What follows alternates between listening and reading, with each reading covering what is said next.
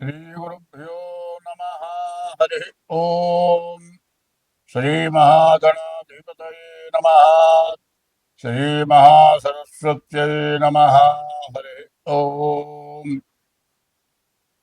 आदित्योऽर्को रविर्भानुर्भास्करश्च दिवाकरः मार्ताण्डः सविता हीलिस्तीक्ष्णां शर्मिहिरो रविः।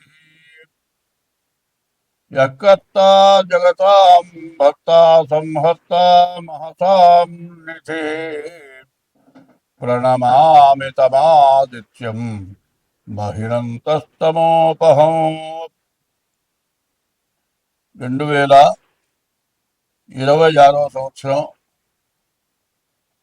ఇప్పుడు ఈ సంవత్సరంలో ముందుగా శని ఎట్లా ఉన్నాడు చెప్పుకుందాం.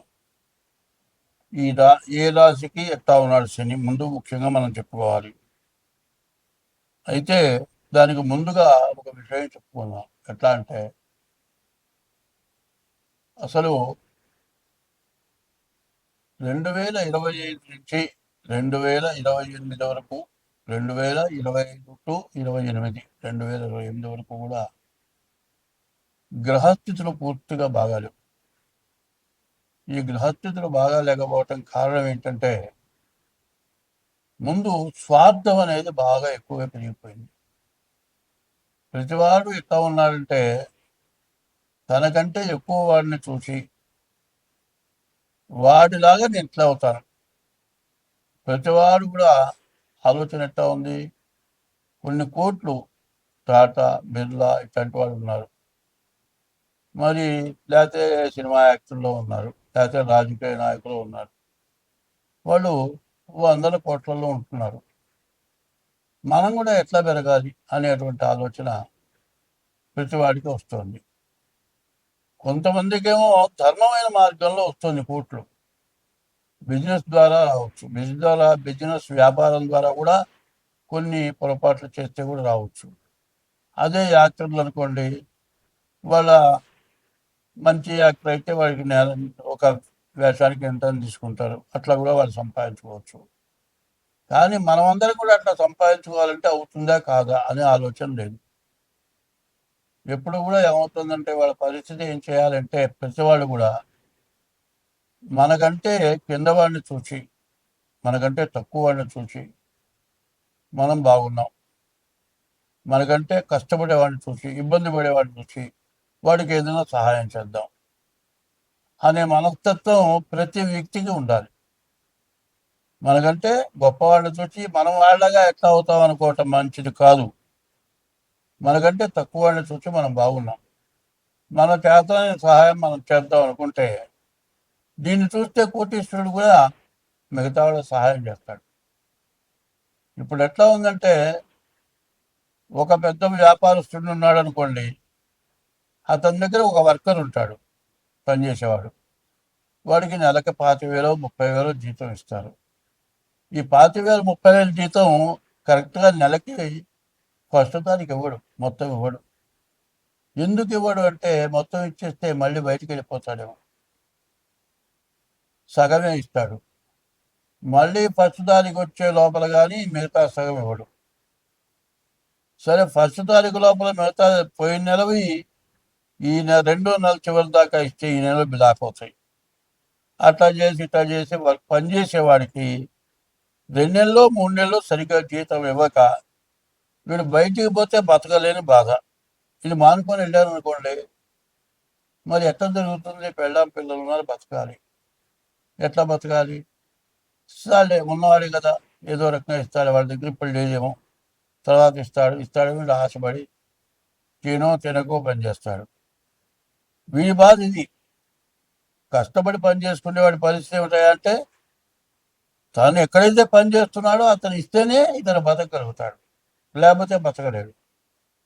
కాదని ఇంకో చోటు పోదామంటే సగం జీతం ఇవ్వలేదే, వెళ్ళిపోతే అది కూడా ఇవ్వడేమో, ఎట్టో ఒకటో తీసుకున్నాం.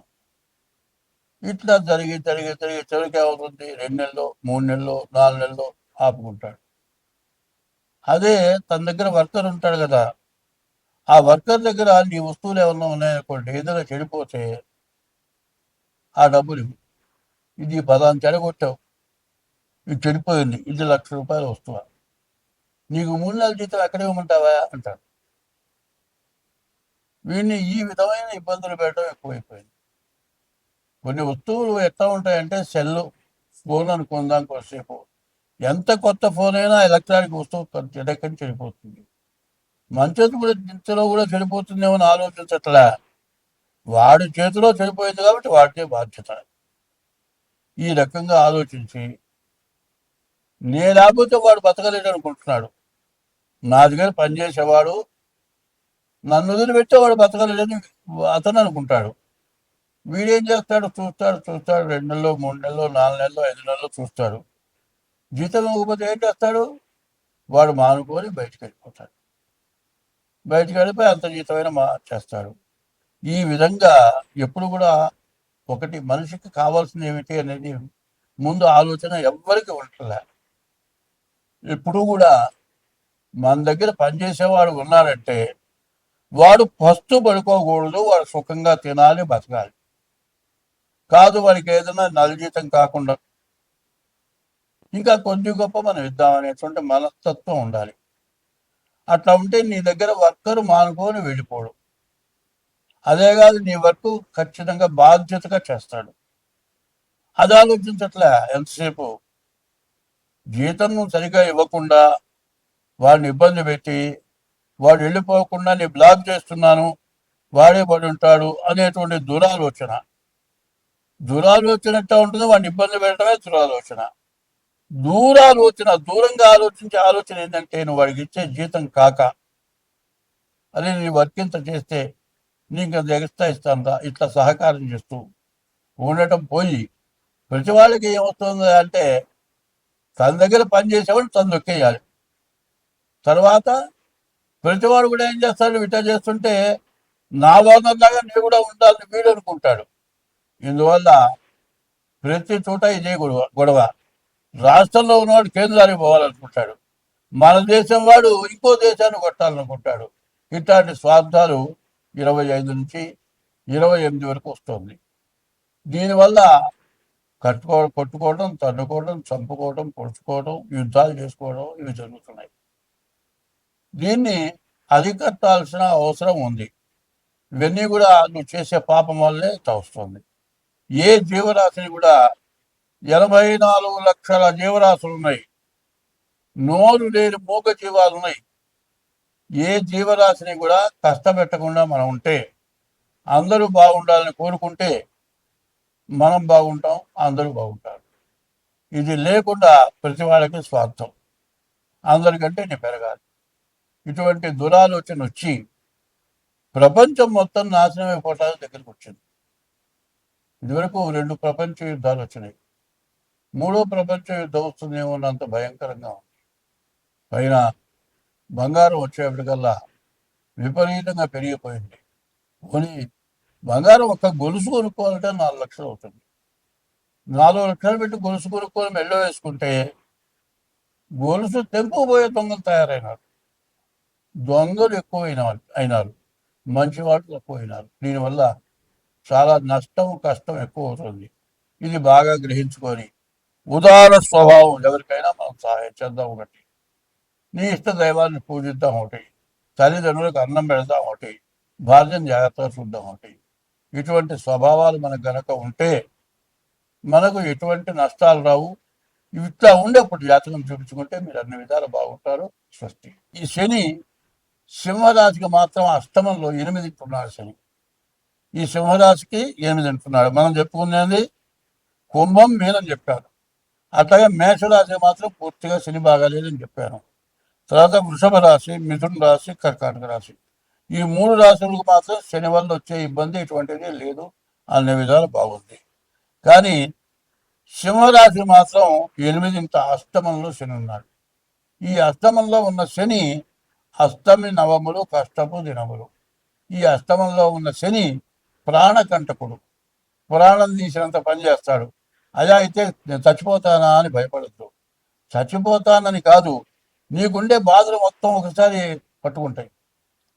4 రకాలుగా ఇంట్లో బాధ, పిల్లలకి బాధ, పిల్లలు చదువుకి డబ్బులు లేవు, ఉద్యోగం లేదు, భార్య గర్భవతి, ఇంట్లో వ్యాధులు, ఏ ముసలి పెద్దవాళ్ళు ఏమన్నా పోయినారనుకోండి, ఇట్లా రకరకాలైన ఖర్చులు వచ్చేస్తాయి. ఈ టైంలో ఏమనిపిస్తుంది, ఏమి తేలేక, ఏమి చేయలేక, ఎందుకు పనికి రాకుండా పోయి ఎవరికి ఏం చేయలేకపోతున్నాం, ఎందుకు నేను బతకడం, చచ్చిపోదాం అన్నంత బాధ. అనేక సార్లు చచ్చిపోదాం చచ్చిపోదాం, ఏదో ఒకటి వేసుకొని చచ్చిపోదాం, ఇట్లాంటి ఆలోచన వచ్చే పరిస్థితి ఉంది. ఇటువంటి బాధ నుంచి ఈ సింహరాశి వాళ్ళు తప్పించుకోవాలంటే ఏం చేయాలి? శనికి 19,000 జపం చేయించుకోవడం, నల్ల నువ్వులు దానం ఇవ్వటం, ప్రతి శనివారం శనికి అభిషేకం చేయించుకోవటం, సోమవారం ఈశ్వరుడికి అభిషేకం చేయించుకోవటం, ప్రతిరోజు కూడా శివాలయంలో నవగ్రహాలలో ప్రదక్షిణాలు చేయటం.